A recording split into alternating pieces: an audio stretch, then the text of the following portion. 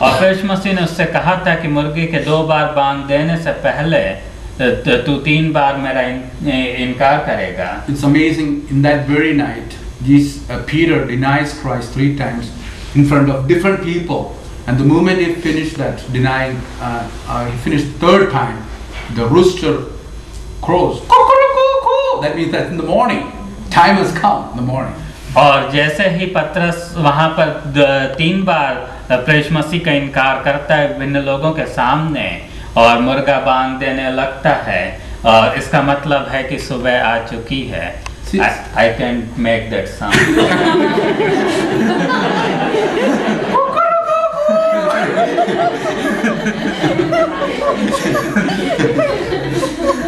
gotta live in the villages, right?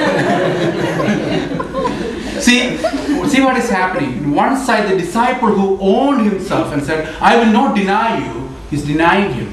Just like he said. But think about the religious authorities who are saying that, just looking for an opportunity and to accuse him, and they found him worthy of death according to what they believe he is doing. और यहाँ पर पतरस जो प्रभु मसीह का इनकार नहीं करेगा बोला था, और उसके बाद भी वह इनकार कर जाता है। और दूसरी तरफ इन महायाजक और धार्मिक अगुओं को देखिए जो प्रभु मसीह को पकड़ने के लिए अवसर ढूंढ रहे हैं, और उन्हें एक अवसर मिल जाता है और वे अपने विश्वास के अनुसार प्रभु मसीह को झूठा घोषित कर देते हैं।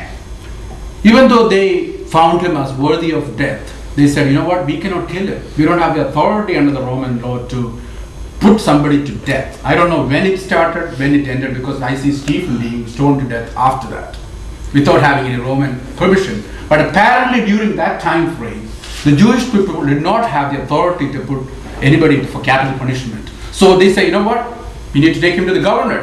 And early in the morning, as soon as the rooster crowed, it's about 1 mile from where the high priest's house is and to the Pilate's palace. I believe they walked him to the street.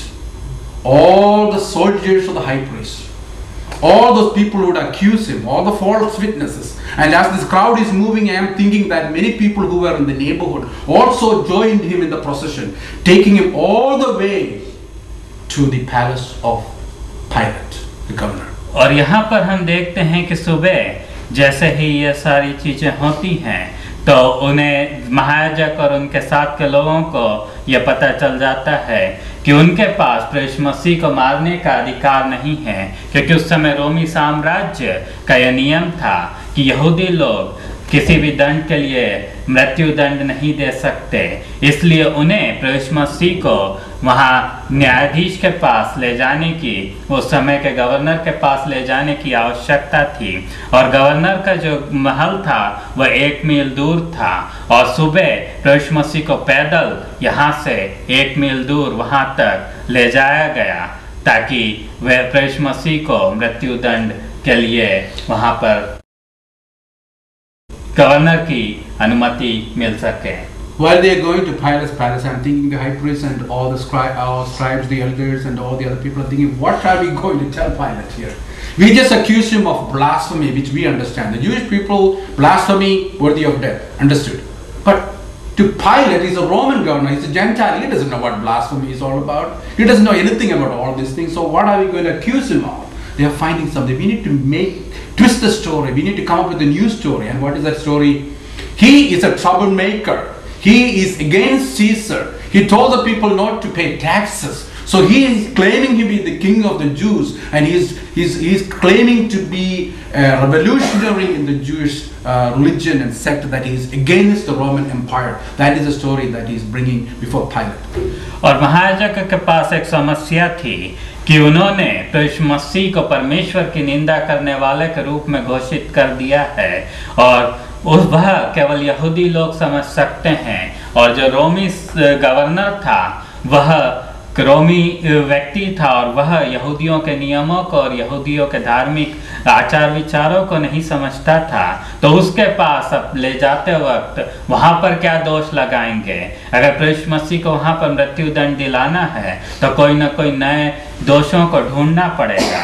तो उन्होंने नए दोषों को ढूंढ लिया कि यह व्यक्ति विद्रोह करने वाला व्यक्ति है और यह कैसर के विरोध में खड़ा होने वाला व्यक्ति है।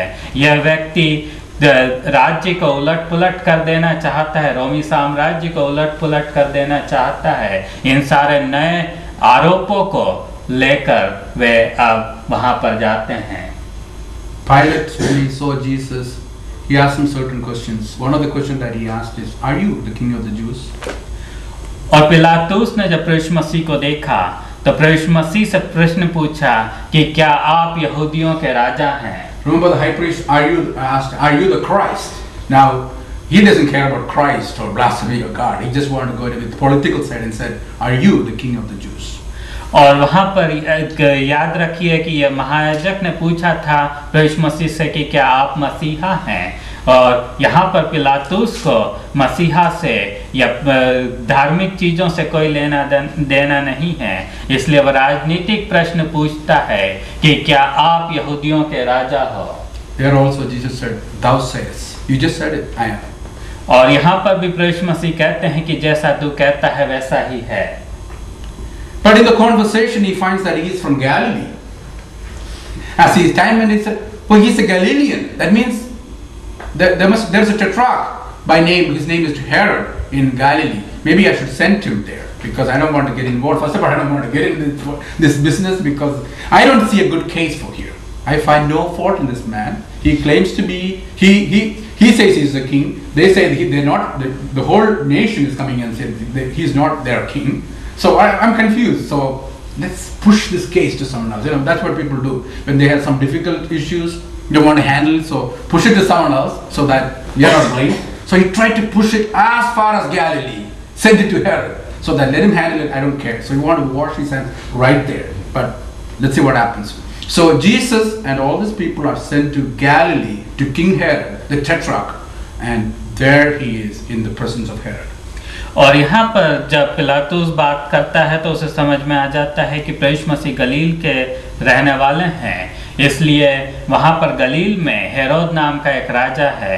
तो पिलातुस प्रभु यीशु मसीह को हेरोद के पास भेजने की बात करता है, क्योंकि पिलातुस कहता है कि मैं इस मनुष्य में कोई भी दोष नहीं पाता, यह जो कुछ भी आरोप लगाए जा रहे हैं यह कोई मतलब के दिख नहीं रहे, क्योंकि ये लोग आरोप लगा रहे हैं कि यह यहूदियों का राजा है और यहाँ यहूदियों की पूरी भीड़ है जो कह रही है कि यह हमारा राजा नहीं है।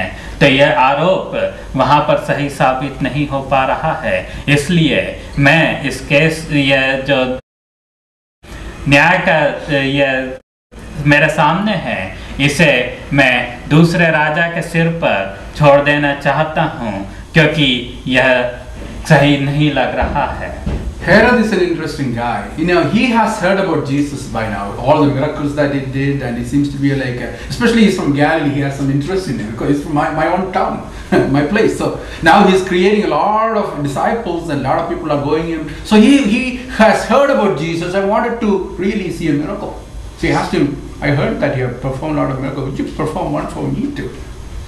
और हेरोदेस ने प्रभु यीशु मसीह के बारे में सुना है और प्रभु यीशु मसीह से मिलने के लिए भी पहले से ही उत्सुक है, क्योंकि प्रभु यीशु मसीह बहुत से चमत्कारों को कर रहे थे, प्रभु यीशु मसीह बहुत से लोगों को अपने अनुयायी बना रहे थे, और इसलिए हेरोदेस चाहता है कि प्रभु यीशु मसीह से मिल सके, और उसके लिए अब यह मौका सामने था और वह प्रभु यीशु मसीह से चाहता है कि प्रभु यीशु मसीह उसके लिए भी कोई चमत्कार करके दिखाए। It's interesting, Jesus does not talk much in the presence of Herod, nor does he perform a miracle, because remember there was a blind man on the street who cried out, "Oh, Son of David, have mercy on me."